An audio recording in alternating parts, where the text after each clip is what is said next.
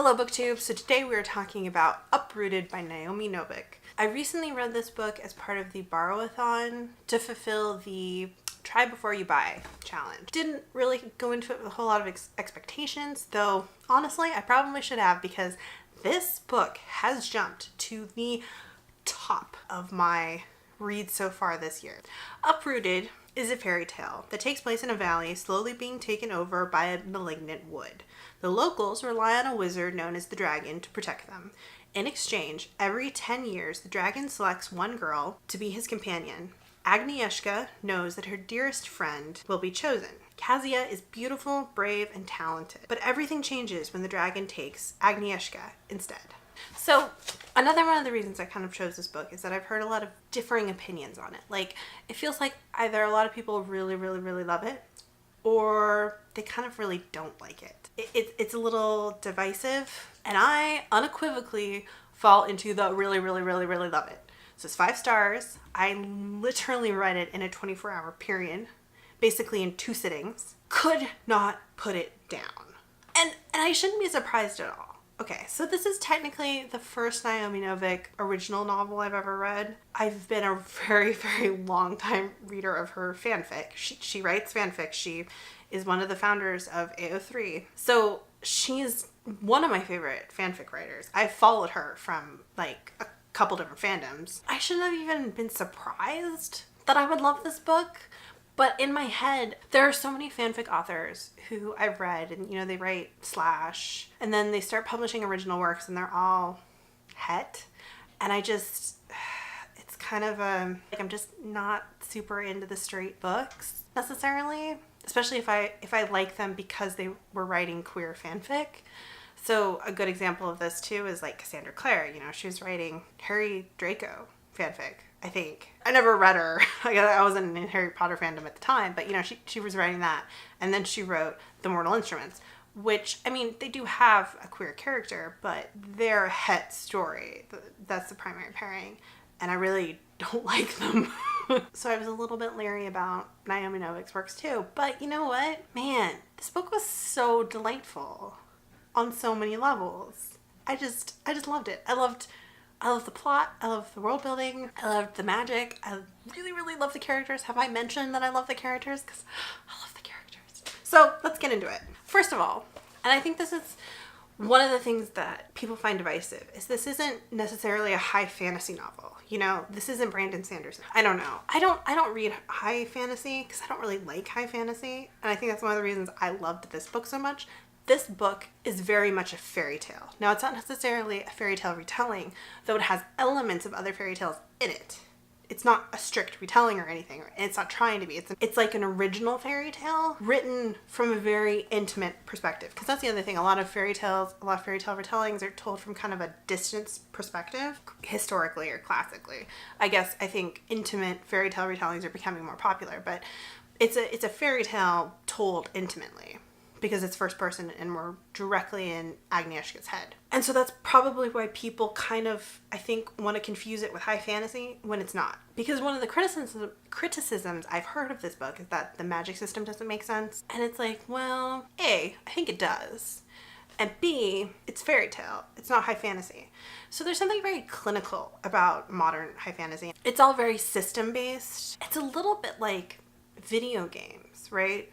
So in a lot of modern high fantasy, you have a really rigid system of rules that govern your magic. And a lot of times there are literal mana pools disguised as metaphorical mana pools. Like, resource management, which is a video game term, is something that becomes extremely centered in the systems in high fantasy. And that's fine. If that's like what you love, if that's what you enjoy, that's cool. I don't love it in my fiction. I don't like it in my books. I think the way it is written tends to be kind of boring in my opinion. So And the magic system in Uprooted is much less clearly defined, but it's there. We just don't dwell on explaining all of the rules for it.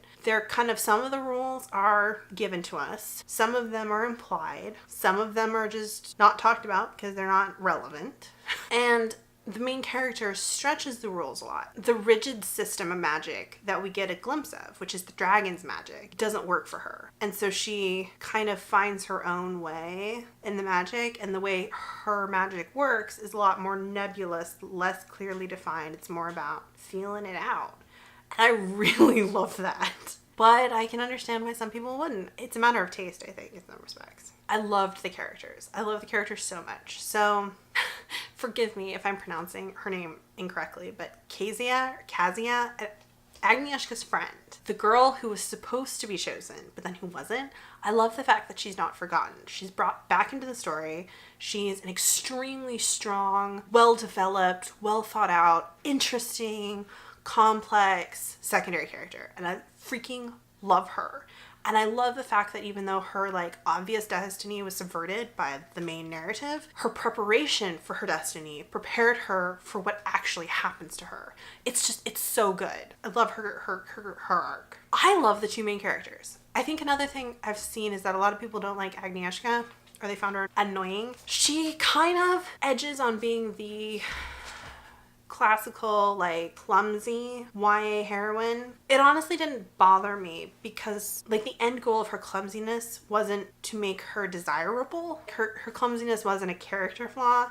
It was just kind of part of who she was. And the dragon really didn't like it, in fact. And I love how snippy Agnieszka is. I like how she challenges the dragon, how she calls him out on his bullshit, how she pushes him both, like, to be a more caring person, to be a more like flexible person, and to work outside his own comfort zone. So she has a lot of good interplay with that. I like how she's a caring character too. Like, she cares about different people and that helps her. But she's also not afraid of being strong when she needs to be, and being fearless when she needs to be. And then I really loved the dragon. I thought he was great because he's so bitchy. Like, it's just, I love bitchy characters, and he's so bitchy, and he does not know how to deal with Agnieszka. He's so funny. Like, he cracks me up.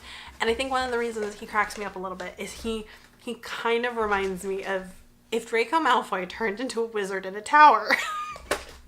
He would kind of be like the dragon, and literally his name's Draco. I don't know. I kind of pictured him a little bit like Draco, just because their personalities are a little similar. And he's so bemused with having to deal with Agnieszka that it cracked me up like multiple times. I was just laughing. I loved them. And I don't want to give away spoilers, but I really, really, really, really, really, really love the ending. It's like, it kind of goes like this, and it could have like gone in a direction I didn't want it to, but it did. It went in a great direction. So yeah, I love that. So I think you'd really like this book if you like fairy tales, and if you like fairy tale retellings.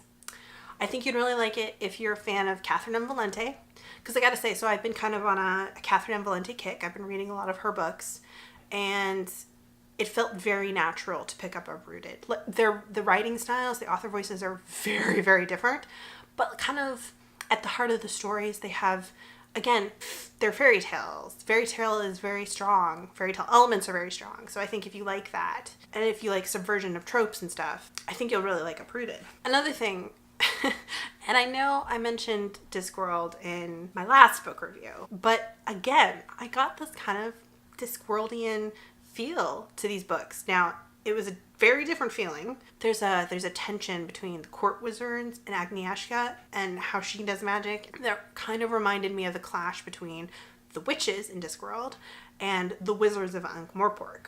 Specifically, like, in Equal Rights, a girl is born a sorcerer in her family, and she's originally kind of trained by one of the grandmother witches before she goes to Ankh-Morpork, because she's supposed to be trained as a sorcerer, and then she runs into all this like misogyny basically because her magic is sorcerer magic, but they are trying to force her to be a witch and to go home. That's obviously a different tale than what's happening in Uprooted, but it's kind of a similar dynamic. So if you find that interesting, I think you might find Uprooted interesting too. I'm trying to think, I usually do a what was like the one thing in this book I didn't like? And I don't know if I can think of one. There was a really extended long stretch of the book where Agnieszka wasn't with the dragon, and of course my little shipper heart was like, oh, but can't we get back to the dragon?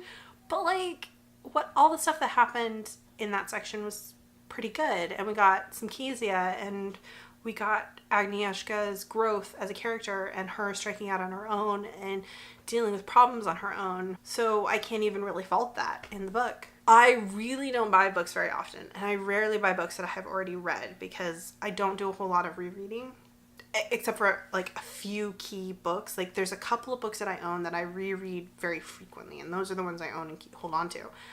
But after I finished Uprooted, I immediately went out to try to find my own copy of it, because this book is going on my list of, I want to reread this. I know I'm going to want to reread this multiple times over the next few years. That's how much I loved it. Thanks for watching. Let me know if you've read Uprooted and what you thought of it in the comments below, or let me know if this has inspired you to pick it up. I'd be pleased as punch if it has. As always, thanks for watching. Let me know if these book reviews are helpful.